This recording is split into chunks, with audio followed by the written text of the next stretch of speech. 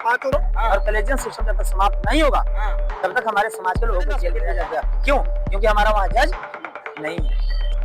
पहले इन लोग मनुस्मृति के दम पर शोषण करता था, सुप्रीम कोर्ट और हाई कोर्ट के दम पर शोषण करता था। जैसे सवर्ण कोर्ट है उसी तरह बहुजन सुप्रीम कोर्ट है, और बहुजन सुप्रीम कोर्ट में सिर्फ बहुजन समाज के जज होनी चाहिए और बहुजन समाज के वकील होने चाहिए। एक सीट बजाऊंगा और कॉलेज प्रधानमंत्री, कानून मंत्री या फिर जो राष्ट्रपति टाल नहीं सकता कि भैया इसे आप जज मत बनाइए।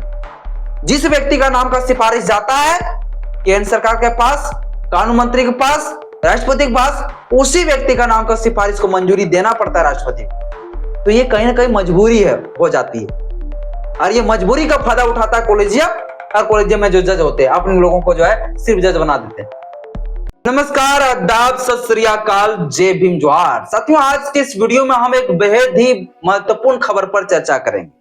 महत्वपूर्ण साथियों इसलिए हो जाता है क्योंकि इस समय हमारे देश में एक बहुत बड़ी आंदोलन चल रही, विरोध प्रदर्शन चल रही, और ये विरोध प्रदर्शन कॉलेजियम प्रणाली से जुड़ा हुआ है, जजों के नियुक्ति से जुड़ा हुआ है। पूरी साथियों भी सड़कों पर उतरकर ये मांग किए जा रहे हैं, ये डिमांड किए जा रहे हैं कि कॉलेजियम प्रणाली को, कॉलेजियम सिस्टम को हर हाल में खत्म कर देनी चाहिए, इसे बैंड लगानी चाहिए। ये भी मांग किए जा रहे हैं, और ये खबर अभी खूब ज्यादा अभी चर्चा में है, सुर्खियों में है। आग की तरह ये पूरी अभी तूल पकड़ रहा है। हालांकि इससे पहले भी जो कॉलेजियम प्रणाली को, कॉलेजियम सिस्टम को बैंड करने की मांग उठ रहे हैं, सदियों से उठ रहे हैं, लेकिन फिलहाल ये मुद्दा, ये विषय अभी ज्यादा चर्चा का विषय इसलिए बन गया है क्योंकि अभी वर्तमान समय में भारत सरकार के द्वारा केंद्रीय मंत्री अर्जुन राम मेघवाल जी के द्वारा एक बहुत बड़ी जो है डाटा प्रस्तुत किया गया है, जिस डाटा में, जिस आंकड़े में ये साफ तरीके से दिखाया गया है कि किस प्रकार से कॉलेजियम प्रणाली के द्वारा कास्टिज्म किए जाते हैं, जातिवाद किए जाते हैं। क्योंकि साथियों उस आंकड़े में हाईकोर्ट में SC ST OBC का कितने प्रतिशत जज हैं, कितने जज हैं, और जनरल कैटेगरी स्वर्ण समाज के कितने जज हैं, ये आंकड़ा साथियों दिखाया गया है। ये सारा साथियों डाटा, वो सारा साथियों आंकड़ा अभी मैं आप लोग को दिखाऊंगा, बस इस वीडियो को आप लोग देखिएगा। और क्या ये कॉलेजियम प्रणाली समाप्त किया जा सकता है या नहीं किया जा सकते, कॉलेजियम सिस्टम है क्या, कॉलेजियम प्रणाली कैसे काम करती है, और कॉलेजियम किस प्रकार से कास्टिज्म करता है, ये सब कुछ साथियों आपको बताऊंगा। बस वीडियो को शुरू से अंत तक जरूर देखना है। वीडियो अच्छा लगे तो लाइक करिए, चैनल में पहली बार चैनल को सब्सक्राइब कर लीजिएगा, बेल आइकन प्रेस करिएगा ताकि जब अपलोड करूं आपके पास नोटिफिकेशन समय समय पर पहुंचता रहे। तो साथियों 5 फरवरी 2026 को केंद्रीय मंत्री, कानून मंत्री, केंद्र सरकार जो अर्जुन राम मेघवाल है उनके द्वारा यह डाटा प्रस्तुत किया गया। हालांकि ये डाटा जो है DMK के सांसद के द्वारा ये डाटा मांगा गया था कि आप मुझे बताइए हाईकोर्ट में कितने SC ST OBC का जज है। तब जाके 5 फरवरी 2026 को जो है कानून मंत्री सरकार के द्वारा ये डाटा प्रस्तुत किया गया, और ये डाटा में बताया गया कि भैया SC ST OBC का कितने % जो है जज है और स्वर्ण समाज कितने हैं।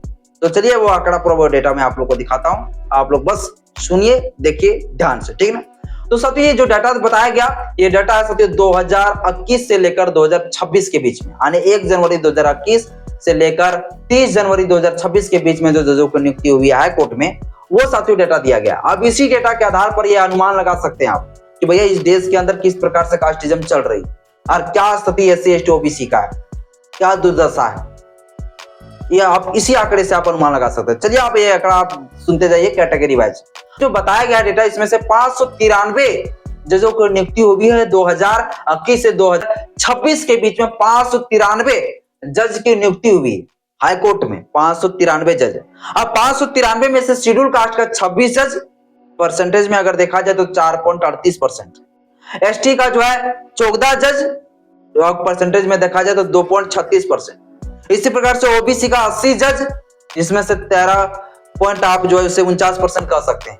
माइनॉरिटी का जो है 37 जज, आप इसे जो है परसेंटेज में देखना चाहते हैं तो 6.24%। तो कुल मिलाकर जो है अगर SC ST और OBC और माइनॉरिटी को, इन लोगों को अगर मिला के देखा जाए तो टोटल 157 जजों की नियुक्ति हुई है 593 में। 593 में से कितना जज SC ST OBC का? मात्र 157।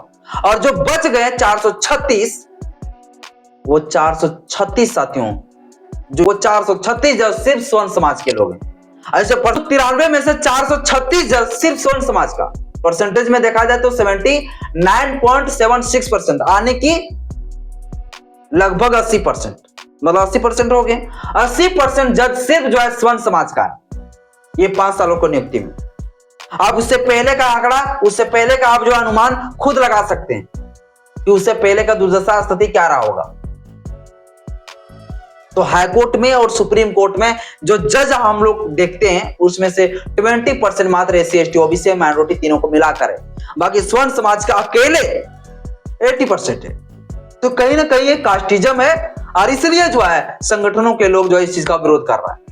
क्योंकि कास्टिज्म का बात इसलिए किए जा रहे हैं क्योंकि कॉलेजियम प्रणाली में जो जज होते हैं उन्हीं जजों के द्वारा ये तय किए जाते हैं कि भैया हाई कोर्ट में और सुप्रीम कोर्ट में जो है जजों को नियुक्ति किसे करना चाहिए, किसे ट्रांसफर करनी चाहिए, किसे प्रमोशन करना चाहिए। वही कॉलेजियम में जो 5 जज होते हैं उसी जज के द्वारा ये तय किए जाते हैं। इसके लिए कोई एग्जाम नहीं होती, कोई प्रीलिम्स, कोई मेंस और कोई इंटरव्यू जैसे 3 चरणों का एग्जाम को क्वालिफाई करना नहीं होता है। इसमें भाई भतीजावाद, नेपोटिज्म चलता है। आनी कॉलेजियम में जितने सारे जज हैं उन्हीं जज में से जो है सारे लोग तय करता है भैया किसे लाना चाहिए, अपने परिवार का नाती पोता, साला साली, भाई भतीजा, यही लोग अगर रहते हैं तो उन्हीं लोग को जो है हाईकोर्ट में, सुप्रीम कोर्ट में भेज दिया जाता है, ले आता है।